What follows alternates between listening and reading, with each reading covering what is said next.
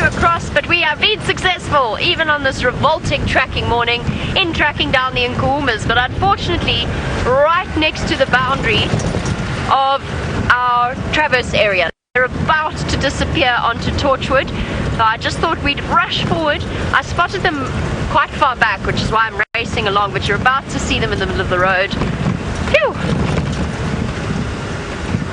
Oh, they're going the other way. This is so weird.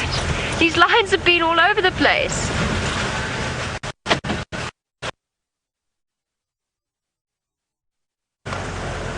Oh, this is cool.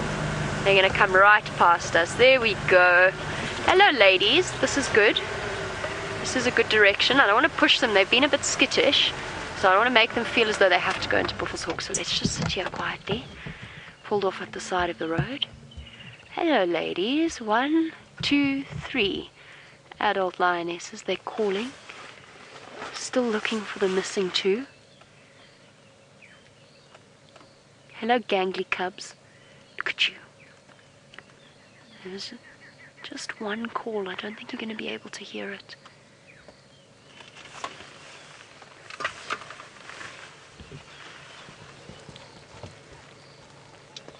Aubrey, Mike, these Ngala actually mobile west now along Buffelshoek cut line. They're just at the Nsingo sign.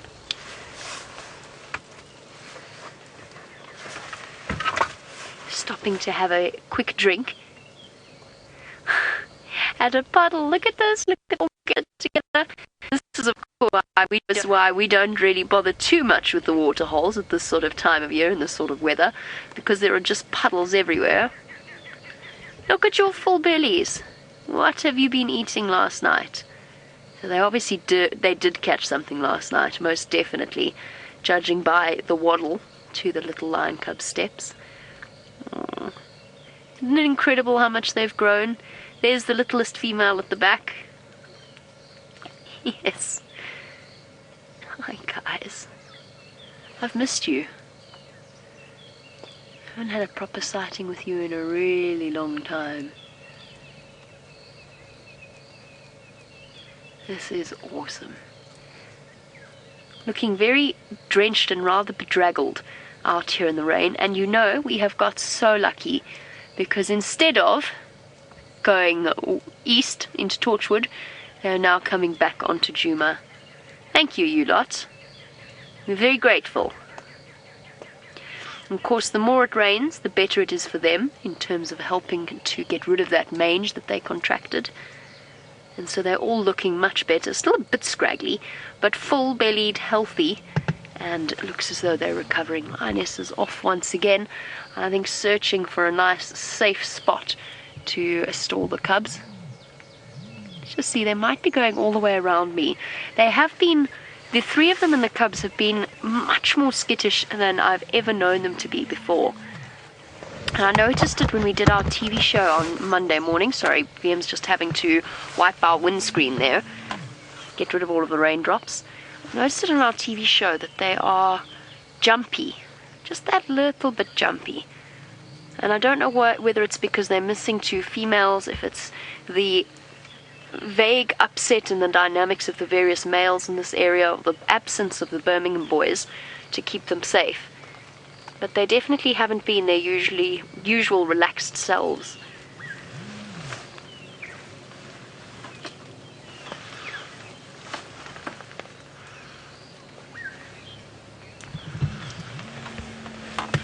Now, Miss Katie, this is a discussion that we've actually had quite regularly over the last few weeks and months. Actually, over the last few days. Miss Katie, you want to know how many prides are we aware of in Kruger? Well, Miss Katie, there's probably about, I would guess, 2,000 or so, 2,500 odd lions in Kruger, give or take. I know Brent has got a more accurate idea of numbers in the entire greater Kruger National Park area. But they're probably sitting somewhere in that region. Now, we sit in one of the areas that has the highest concentration of lions. So we see one of the highest concentrations. So we see 2 prides regularly and a 3rd occasionally, and that's just in our little piece of this fantastic wilderness. Now, I would guess at 200, maybe slightly more, slightly less, give or take. Prides in the Greater Kruger National Park. Some of them will be bigger, some of them will be smaller. There you go, the lionesses. On to Djuma. Thank you very much. Phew, what a relief. And by the way, Aubrey and I have been looking for these lions together, so he's come to join us as well in this sighting. So if that's who you're seeing in the other vehicle. We're going to try and for the most part keep on the road. We'll watch the trees.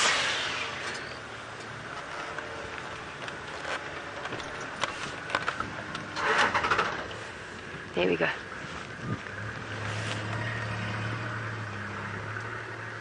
Now, Michael, you want to know why have Amber Eyes and the young lioness not returned?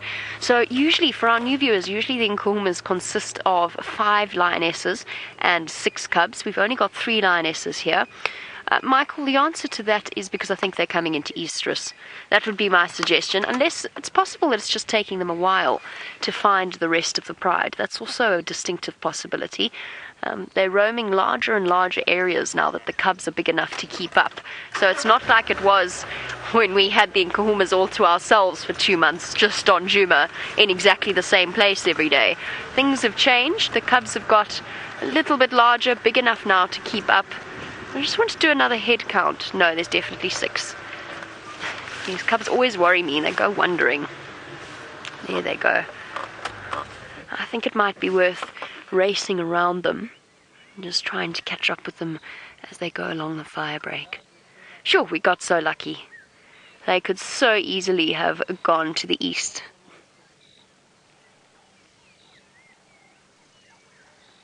Striding forward. There's another possibility, Michael, and that's that they did meet up with them. There's a chance that they have met up with Amber Eyes and the young female, that the Amber Eyes and the young female have been with the males, and they just decided to move off on their own. So that's also a possibility. We don't know for absolute certain exactly everything that happens in the lives of these animals. Sorry, I'm trying to protect everything from the rain. So, yes, it's decidedly possible that they did meet up. Now, Michelle, you want to know if the survival rates of these cubs is high now that they've reached this age. It's still too uncertain to tell.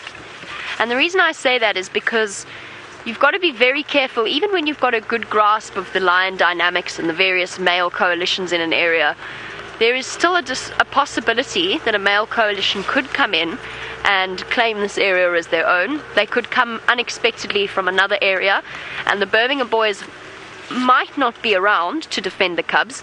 And if that does happen, then the lionesses just don't stand a chance in terms of defending them, especially if it's a coalition of multiple males. So it's hard to say for absolute certain. So far they've done a very good job. They've recovered beautifully from the mange. I'm just going round, by the way. And they've recovered from their white muscle disease. So things are looking really positive for them. And I'm hopeful because the Birmingham boys are young males. They've only just recently established themselves, so they might be reluctant to relinquish any kind of a hold. Just want to see if they're still going along this road. Sorry, I'm going to keep racing. We're going to catch up with them on the other side.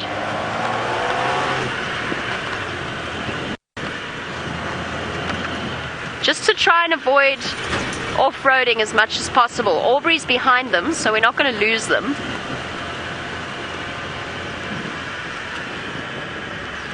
Whacking my head, I've decided to take a seat. So, unlucky for Brian, he's still in the danger zone. Still only 3 so far this morning. But how wonderful, the Nkuhumas are back. And as Jamie was saying, I noticed it as well when I saw them briefly on the boundary. They are a bit jumpy at the moment. Now, I personally think it's to do with some of the male lion dynamics that are happening at the moment. So those southern Matimbas came through. The Majingalans are up in the west, so you can hear them just to the west of Arathusa. And also 2 or 3 young unknown males popped up in the west as well. There we go. I just turned on the game drive radio. There we go. So there is some interesting dynamics going on. And of course, we never know what's happening to the east of us. And of course, being in one of the densest lion concentrations in Africa, one of the densest of the dense is further to the east of us, around Satara in the Kruger National Park, on those basalt floodplains there, or not floodplains, basalt plains, and there's so many lions there, some mega prides there, 30 plus lions.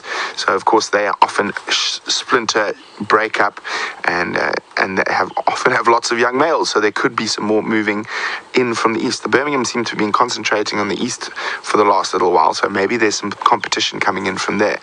Now, that is the one thing about having all these lions in this area, that it is constantly in flux. I still think the Birminghams will hang on for a little bit longer unless they get really unlucky and another big coalition of guys around 4 or 5 years old arrive either from the north or from the east. I don't think they got any competition from the west. From the south, it's always possible as well, but I think from them, the two biggest possible problems are either from the north, so coming from the Manuleti through the Timbavasi, or from the Kruger itself straight through. So it is going to be fascinating to watch what happens. But let's see, Jamie's caught up with the lions. Let's go have a look. I completely agree with Brent. I think that is one of the explanations as to why they are jumpy. Look at a little one at the back with its round belly. They're all just bellies with legs at the moment, so whatever their mums managed to catch, it has kept them well fed and now quite thirsty. Stopping once again, obviously that puddle didn't suffice, stopping once again to have a drink and changing direction, it seems, once again as well. There go the two lionesses off east this time. Stop! Wait, don't go that way. Please don't go that way, come this way. That was the plan. Oh, maybe they just wanted to go to this pan for a drink. The disadvantage, of course, of drinking out of small puddles is they tend to be quite muddy, whereas some of the larger pans, the water is slightly cleaner, slightly less gritty. And here we go again, back in the opposite direction.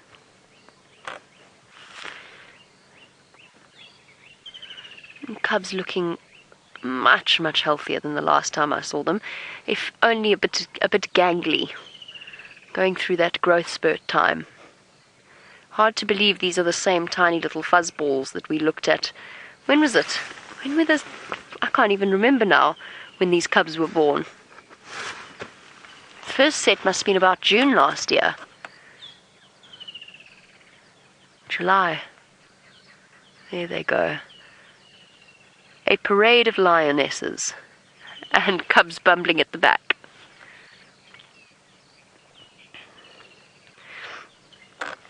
David, slightly complex question as we watch our lionesses on alert. You want to know if lionesses will mate away from the males in order to protect the cubs and keep them from danger. Sometimes that will occur, particularly when a lioness has come into false estrus to try and distract the males from the cubs. And that's usually during a coalition takeover or territorial takeover. But generally, what we've seen with the Nkuhumas and what I've seen in the past is that lionesses aren't too bothered. The same members of the pride are not too bothered about having the male lions near them or near the cubs while they are in estrus or in heat. What does sometimes happen, though, is if there's any sign of aggression, if the male lions are fighting over a female in estrus, then the lionesses will immediately take the cubs away and shepherd them to safety and move them further away from the mating pair or the fighting animals. So that does often happen, particularly when the cubs are quite young. They're going now. This might be a bit tricky. This is not an easy block that they've just moved into. So we're going to focus closely on following them where they go. I don't know what they ate last night. Something that made them particularly full, but something they've finished. Could be a zebra. Who knows? But speaking of zebra, that is what Taylor's found for you. And Taylor's absolutely right. We managed to catch up with them in between sort of trips through very dense vegetation. So there is a good chance that they're going to evade us in the not too distant future. However, I've only got two lionesses here. Oh, here we go. They're just lagging a little bit behind. I was about to say, it seems as though these two lionesses are striding ahead. And the third, complete with 6 cubs, is a little bit slower. I don't know. I've noticed since the Nkuhumas have reappeared on Djuma, they seem to be quite scarred. I don't know exactly what's happened. It could have just been a hunt that they got injured in, but I'm not sure. I think they've had a little bit. Some of the scratches look like injuries from claws rather than from a hoof or something like that. That could easily have been a hoof, a buffalo kicking her in the hip, which would have caused a really nasty limp initially. But I have noticed that quite a few of them are cut up. There's injuries on their elbows, on their legs. There's one with sort of two parallel strips that run along the front of her right front leg. Here we go. Here come the rest of them. Slinking through. And that could also account for why they're so skittish.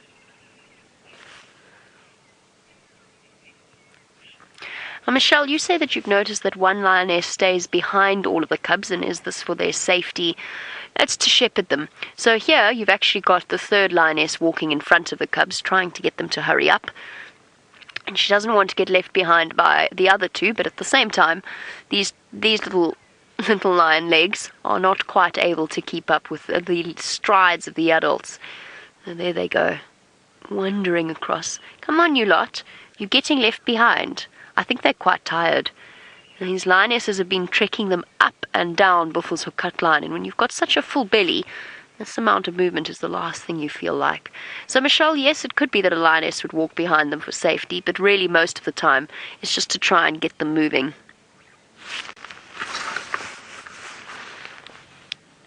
Mike for Jamie.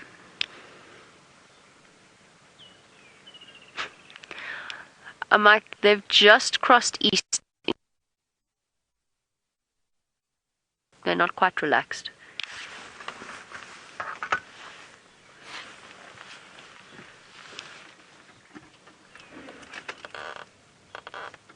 Okay, I'm just going to wait for these little cubs to go. And then I'm going to shift out of the way so that Mike can come and have a look. It's alright, little one. Do it very slowly, though, because these cubs are still skittish. I don't know. It's hard. It's impossible for us to know what happened to the Nkuhumas when they were in Manuleti. There is another pride of lions in there. Oh, brilliant. The lionesses have gone flat.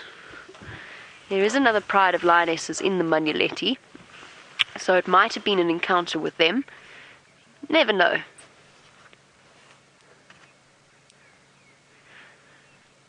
And I'm just going to have a check of the sort of state of the soil in this area before we go off-roading after these lions. And while we do that, and while we chat to Mike, let's jump back into the tent with Brent. This rhyme will never get old. They are most definitely cuddled up in this weather, and in fact not just cuddled up in this weather, tucked underneath the trees in order to shelter from the rain. I'll forget about taking an afternoon nap or something like that. If I've learned anything from these lions, it's that it's perfectly acceptable to sleep for 22 hours at a day. At a day? At a time during the day. They're still wonderfully healthy and fit. There's absolutely nothing wrong with it. There we go, up again. Still trying to find themselves a slightly less damp spot. Not really comfortable, is it, little ones? All cuddled together. Oh, look at the size of that cub. He's absolutely massive. It must be the oldest one. It's lovely to see them once again, even under such tricky circumstances. Unfortunately, it is very thick in here, and very difficult for us to actually get a good view of them. Hey, little ones? What did you eat last night? You definitely ate something, judging by those stomachs.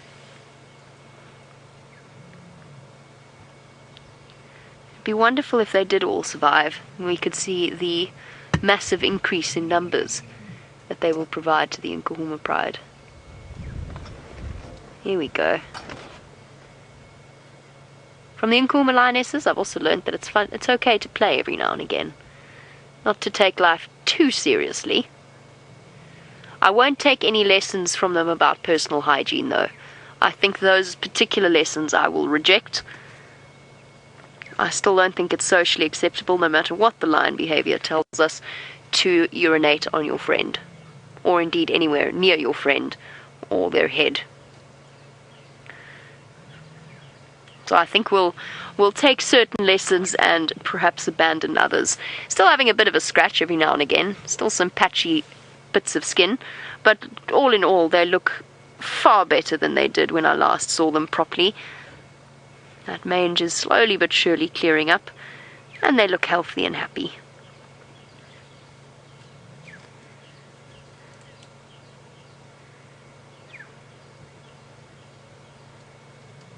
Going to be fascinating to watch these little cubs grow up. Oh, itchy elbow. Okay, everybody, now, except for this lazy lump.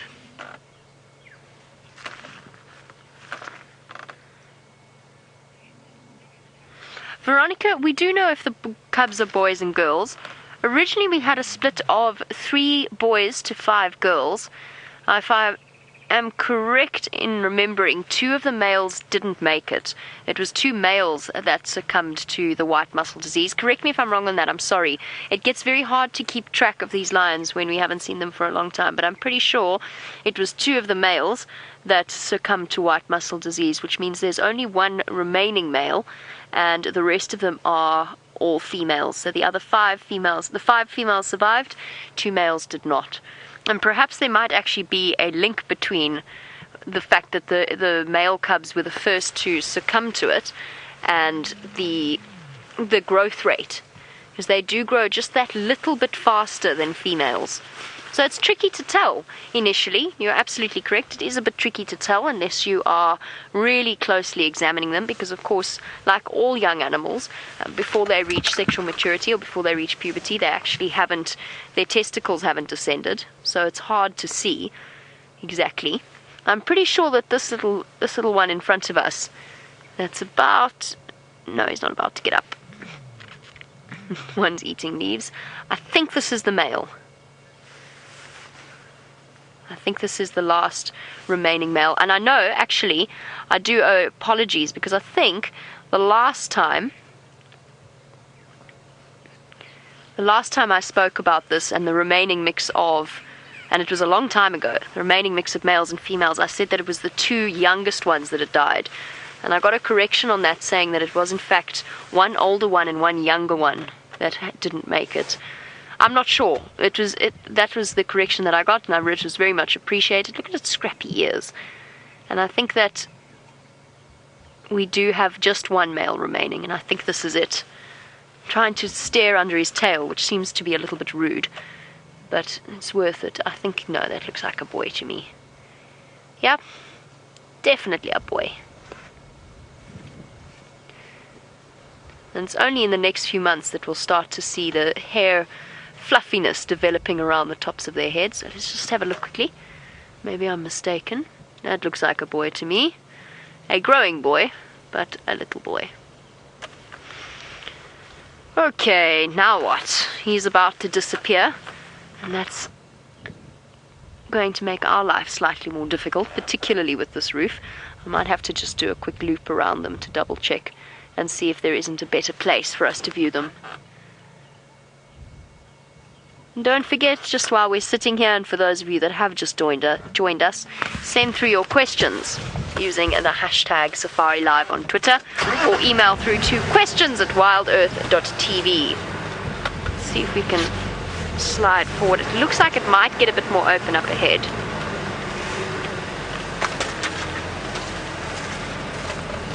Watch heads and legs. Luckily that's not thorny.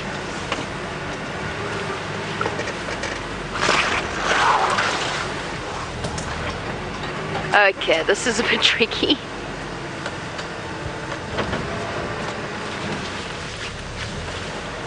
You can't blame them though. They're trying to search for a nice sheltered spot underneath the leaves. Brent, of course, doesn't have to go too far to search for a sheltered spot because he's got a sheltered tent.